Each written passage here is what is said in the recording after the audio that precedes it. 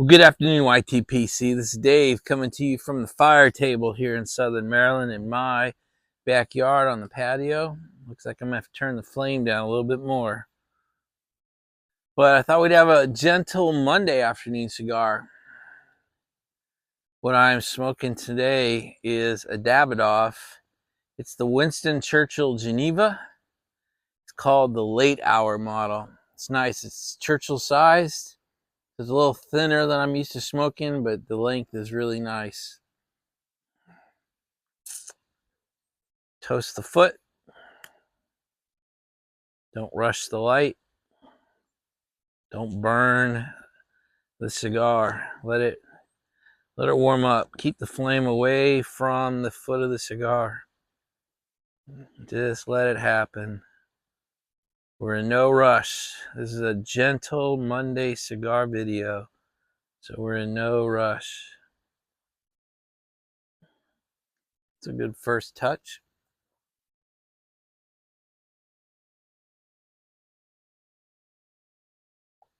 Jaw's nice.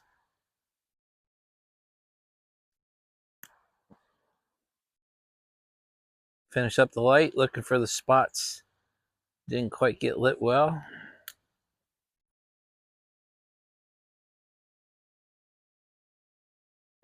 Ooh, that is nice. Wow, what a great start to the cigar video, guys. Well, as usual out here, guys, I got nothing to talk about, so we'll just have to see how this goes. It's warm today. It's like 63, 65 degrees, but the sun is not out. We got a thick layer of clouds. So it's nice. The fire table gave off just enough heat to keep it super comfortable out here. So I know you can't see it from there, but I once again used the punch. So it's just a punch cut. I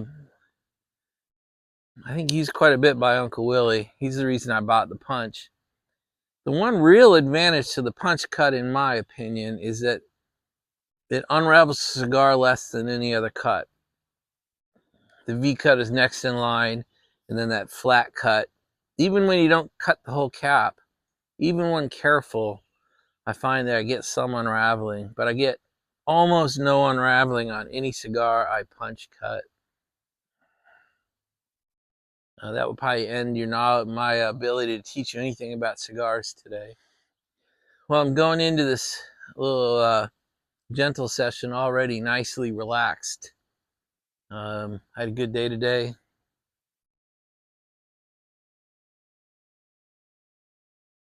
There's absolutely nothing wrong in my life. Nothing got me worked up today. My wife, Anne Marie, is having the time of her life down there in Sarasota with Lauren. The two of them are like two peas in a pod. They have one of the strongest relationships I've probably ever seen.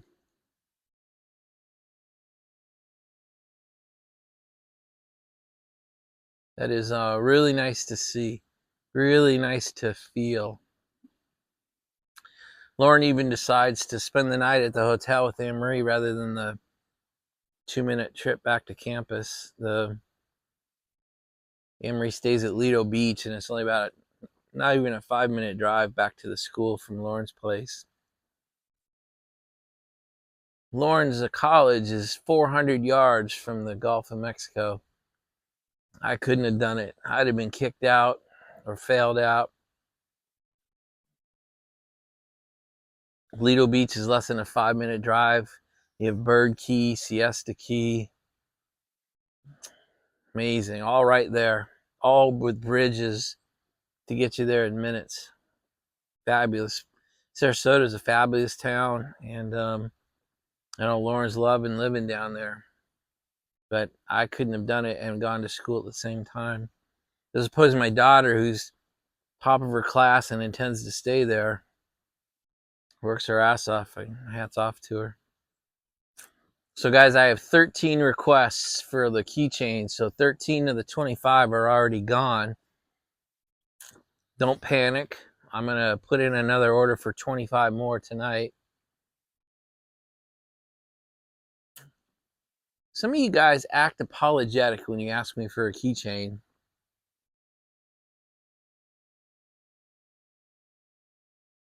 I guess, which is nice, and I guess you probably think it respectful, but you're asking to join an elite team. Somebody's willing to speak up, do something, take action, be part of the warrior classes I've started typing into people's comments.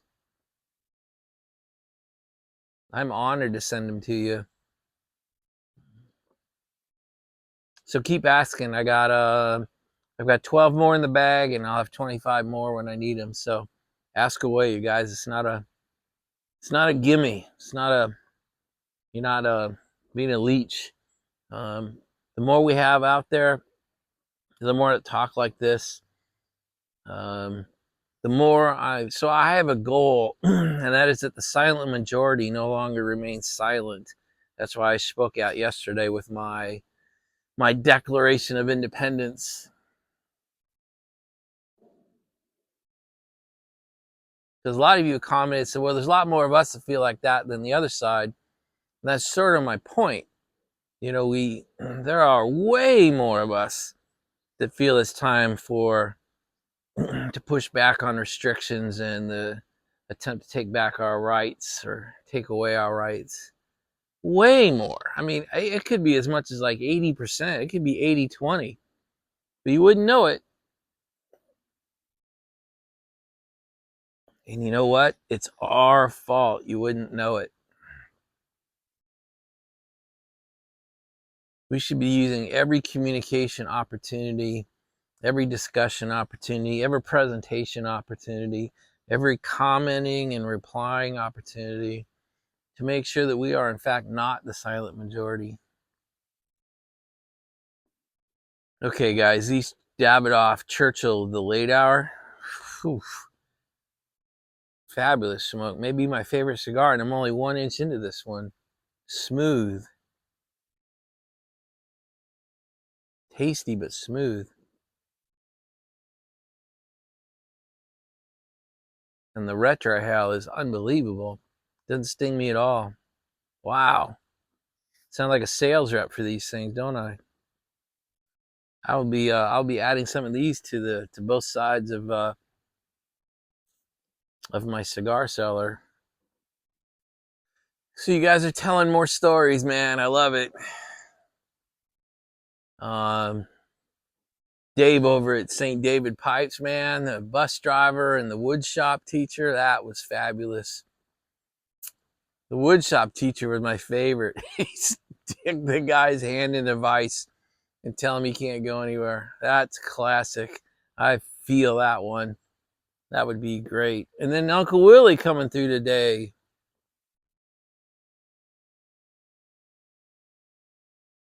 With his bus story. I don't have any bus stories. But I do have a 3rd grade story.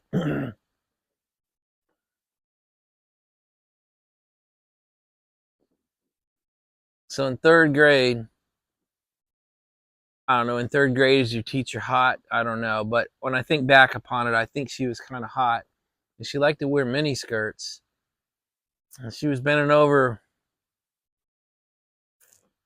I don't know, counseling, teaching, mentoring one of the kids. And the kid behind her smacked her on her ass. We didn't ever see him again. He was gone. She came right up out of that, grabbed his ear, drug him down to the principal's office. We literally never saw him again. They got him, they expelled him from school.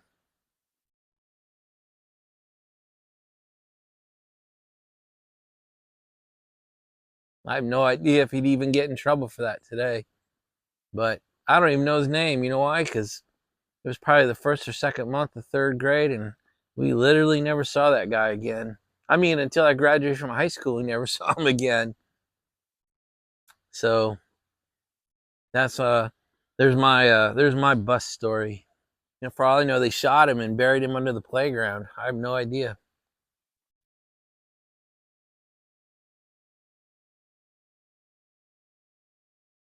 He might have been a troubled kid, and they decided to push him off to boarding school, or I doubt they moved. Anyway, those stories remind me of that one.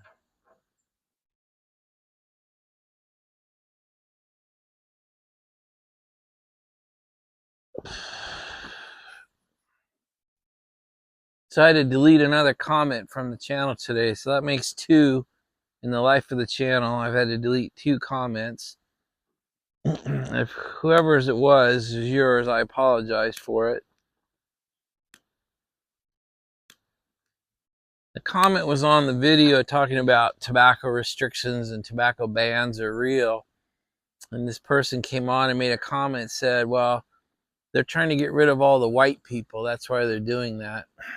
And I just, I didn't see any relevance to that comment to my video. So I deleted it because I'm trying to stay away from, I don't know, I guess race as its own thing. If I had made a video about it, I could understand that comment, but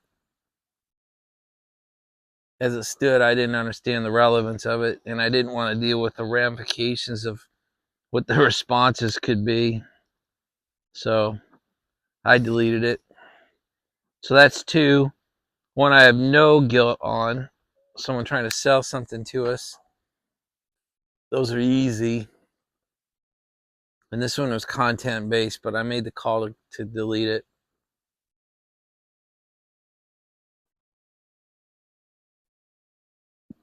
And maybe as our channels grow, we'll have to be aware of having to do that more and more. We'll see. Anyway, I absolutely detest deleting comments. I will do it though if I feel it damages the integrity of the channel or the community. So since we decided we're going to have an inappropriate channel here, I'll start off with a story and then a prediction and then some questions for us. So the story is, here in the state of Maryland, where I'm officially the resident, and that's where I vote. 2 years ago, I wasn't going to be here because I was in Wyoming, so I signed up for my absentee ballot.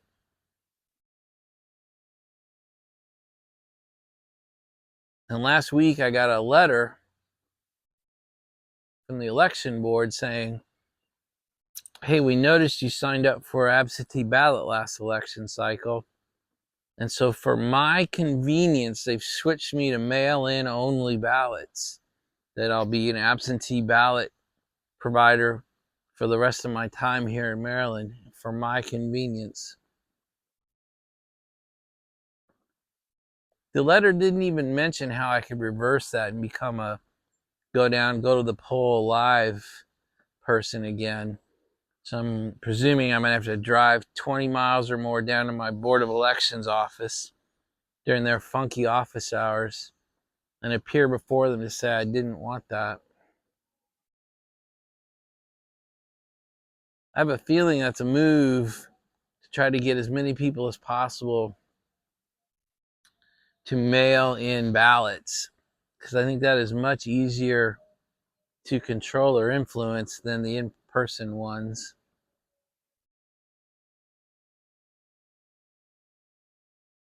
So there's the story component of me throwing an incendiary grenade into this. The prediction part is the really big grenade.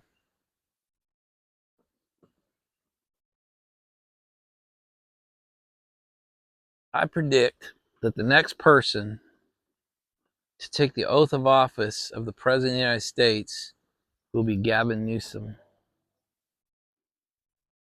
So at this point in the video, I probably should do the Greg tunnel take exit. Okay, see you, bye, click. And just let it end that way.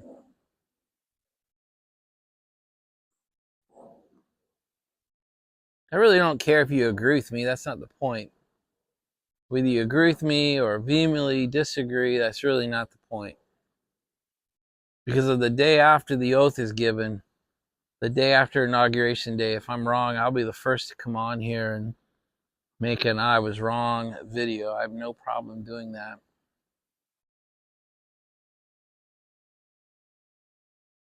I'll even go further and say I hope I'm wrong.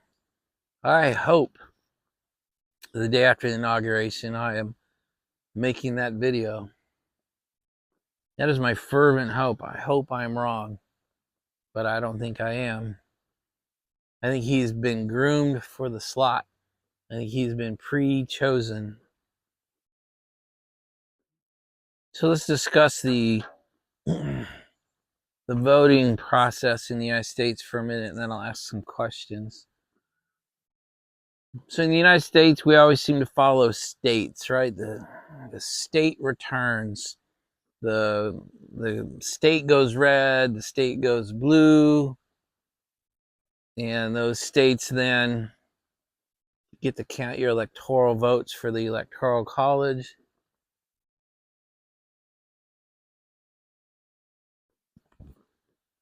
A few states are all or nothing, but most states have gone to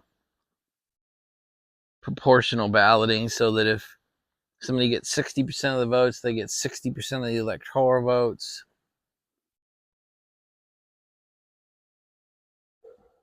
And so we always think politics happens at the state level. And I ran and won elected office twice, once in 98 and once in 06 at the county level. And American politics do not happen at the state level. So inside each state are all the counties. And inside of the counties, each county is broken up into election districts. I live in Calvert County. We have 3 election districts. And then each election district is broken into precincts. And all you need to do is turn a few votes at key precincts to turn key districts that then carry the county.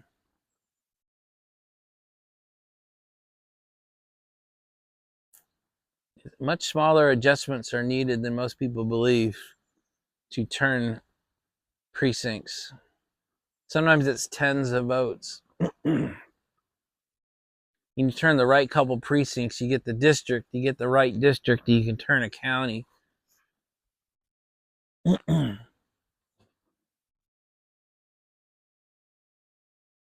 In the state of Maryland, we have 24 jurisdictions. We have 23 counties in the city of Baltimore, so we have 24 jurisdictions.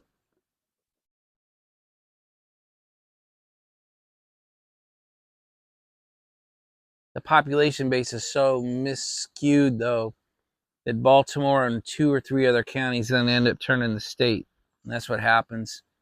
20 of the 24 jurisdictions in the state of Maryland are solidly red, but Baltimore City, Baltimore County, and Montgomery County and Prince George's County are solidly blue, and they generally are enough to carry the state.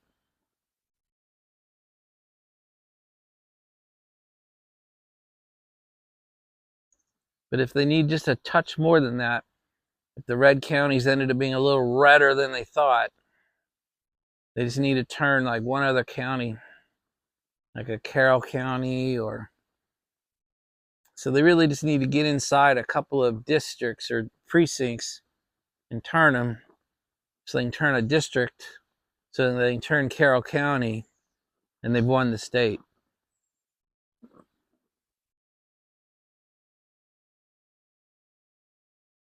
The analysis is so good now that they have it down to neighborhoods and even streets. Even in 98, when I was running, I could buy databases of who voted in the last 10 elections, their names, their addresses,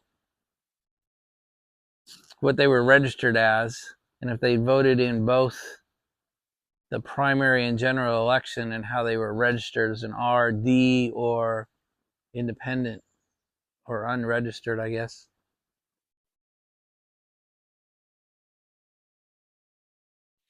So if you do your analysis right, you might just need to turn a few key households out to vote that might not have, turn a few streets the right way, and then you've turned the precinct, which turns the district, which turns the state.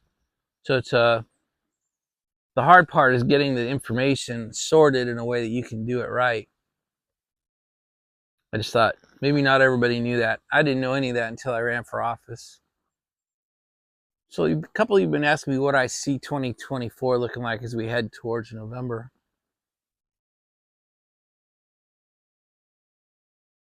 I think you're going to see some tried and true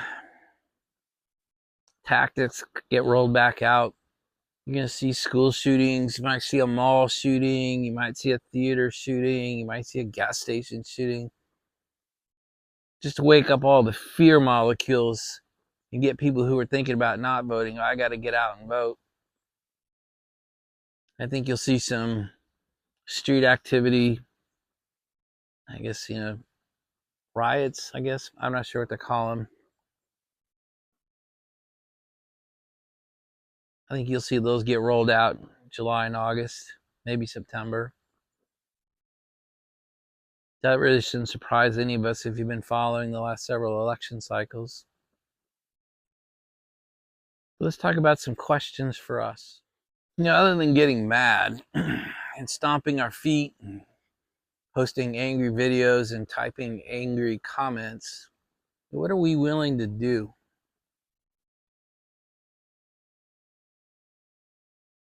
From now through November? Are we willing to take on a voting precinct and say, I'll be the precinct captain and make sure things get done right in my precinct? Are you willing to step up and take on an entire district and be a district manager for the election?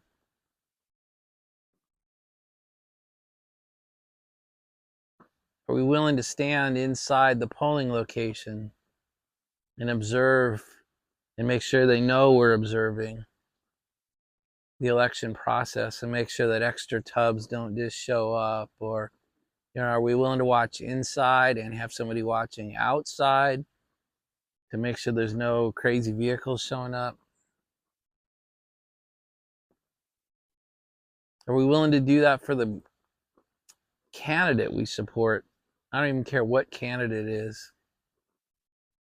Are we willing to stand up and say, I will take on the director of the state role for you. I'll take on Maryland for whoever your candidate is, or I'll take my county. I'll be the county manager for your campaign, or I'll be the district or precinct manager for your campaign.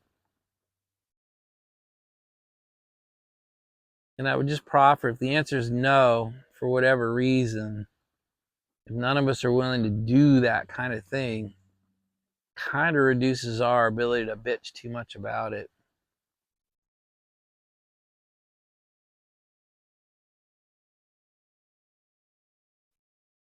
That probably didn't feel good to hear, did it? I certainly hope I don't come across as judging in any way, because that's not the point.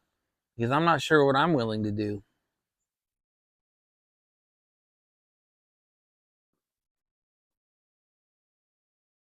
I'm not entirely sure I'm willing to upset my entire life cycle for the next 7 months.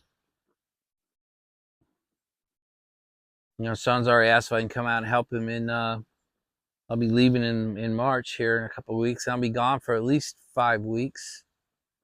Lauren needs help moving back from Sarasota. She needs help getting set up with her internship.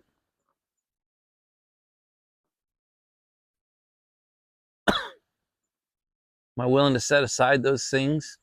I don't think so.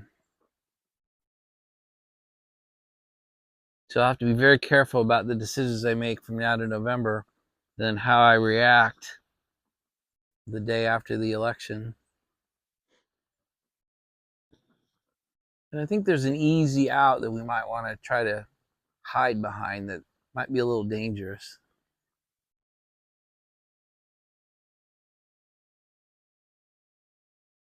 Because I feel it in me, and I can hear you yelling it at whatever device you're watching this on.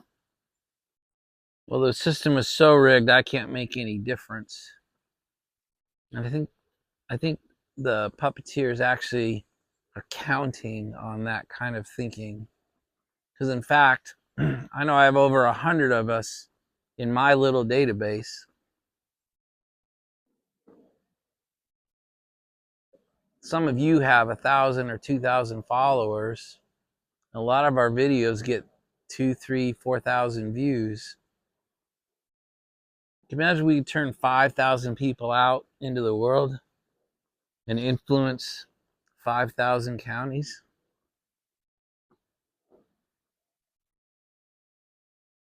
or prevent outright fraud in the room in 5,000 voting districts, I think then our argument that we would want to throw up right away and hide behind could become invalid.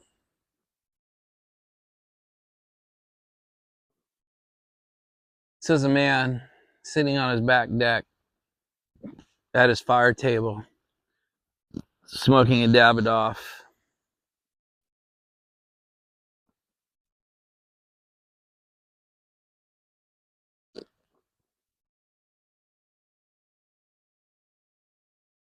Probably stop talking about this now, but a number of you have been asking.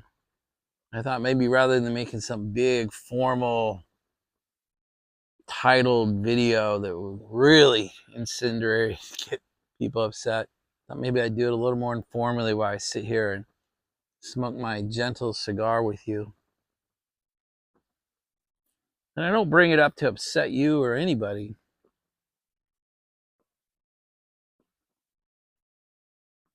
I bring it up for us to ponder, to consider, to think about. Will it change the way we talk?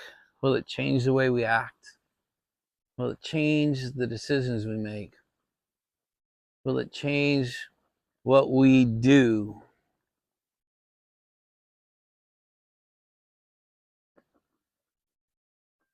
Maybe not.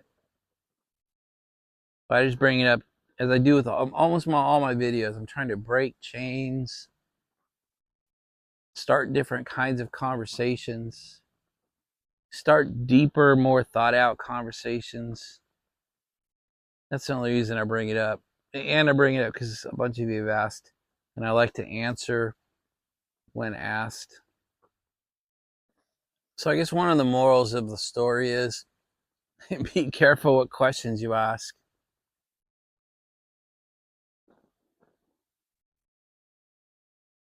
Make sure we ask questions that we actually want the answers to.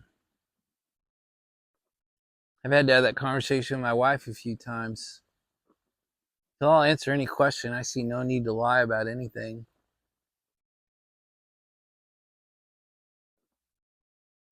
You just want to make sure you ask questions that you want answers to. We all do. I don't mean to personalize it to you. I have to do the same thing.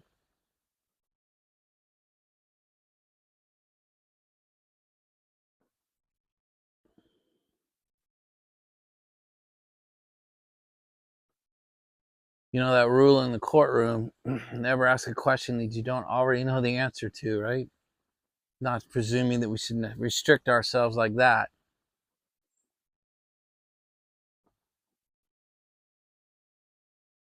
But unexpected answers and questions to the questions. Unexpected answers. Let me try that again. Unexpected answers and unsolicited questions coming back from the questions we ask should not upset us. I believe it should help us think differently and maybe from different perspectives.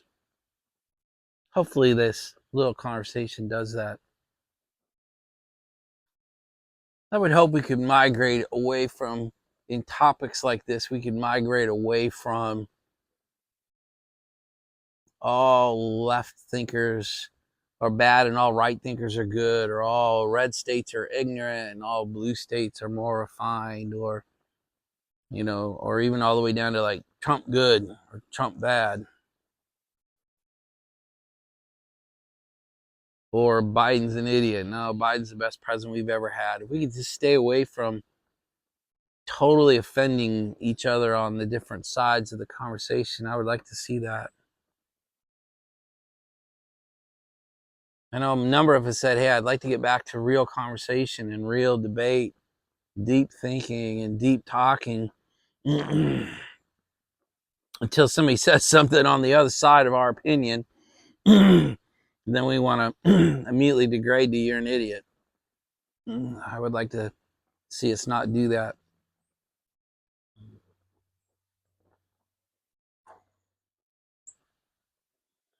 So as we start to ramp this nice little session down, I just remembered I got that really nice gift from Dave over at St. David's Pipes. And when I got home from the paddock tonight, there's another box. One of you sent me another gift. I'm not opened yet. I won't open it till tomorrow when I'm ready to do the vid, but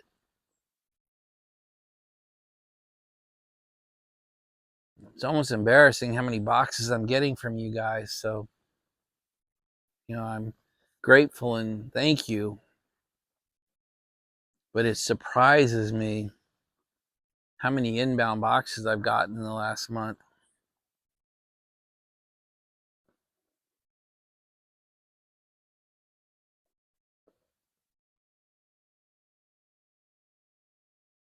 So my first response is gratitude. My second response is there somebody more worthy of the gift? Is there somebody more needing of the gift?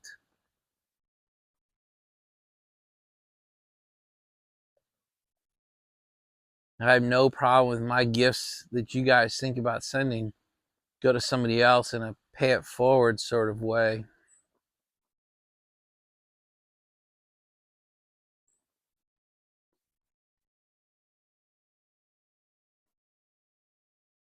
Anyway, again, the first response is gratitude and thank you. So guys, I think the investment series has got potentially 2, 3, or 4 more sessions. I put up session 8 today, the crypto one. And tomorrow we'll do options trading, which I don't do, but we'll talk about it so you at least know it's there.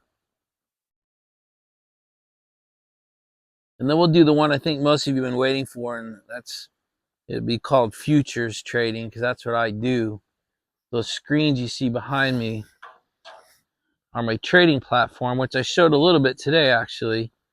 But I trade futures. And so I'll tell you what I do. I'll tell you what I trade. I'll show you the indicators I use. But it's probably the most dangerous thing to trade. And I do it with a tiny percentage of my net worth. My family's future depends on me not screwing up.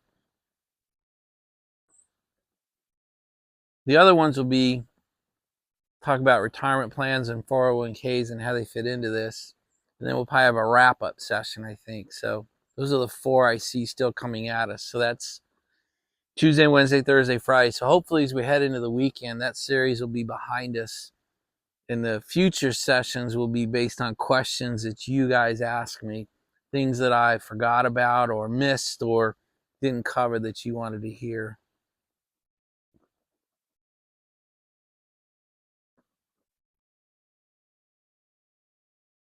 Anyway, this is why I didn't want to do the series, because it's a lot of work, and 2, it's a lot of subjects.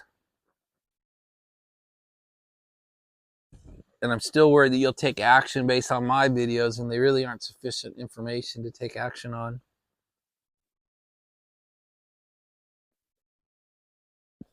But that's how I see the rest of the weekend videos going, and how we'll finish up the sessions. Well, guys, it's starting to get dark. It's been an hour.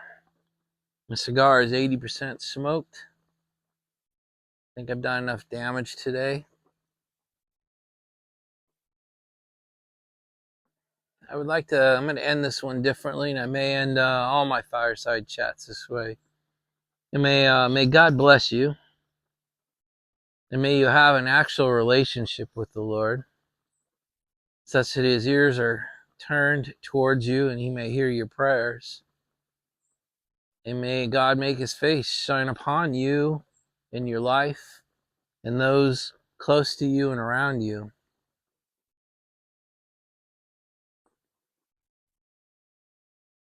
There's no better feeling than know you're making the right decisions and doing the right things, because you feel the hand of God on your back helping you. I pray each of you gets to feel that. How was that, Potter Piper, huh? All right, guys, I love you. I love this community. I love this channel. I love the interaction of this channel. So have a good night, and we'll talk again tomorrow, which is Tuesday. Bye, everybody.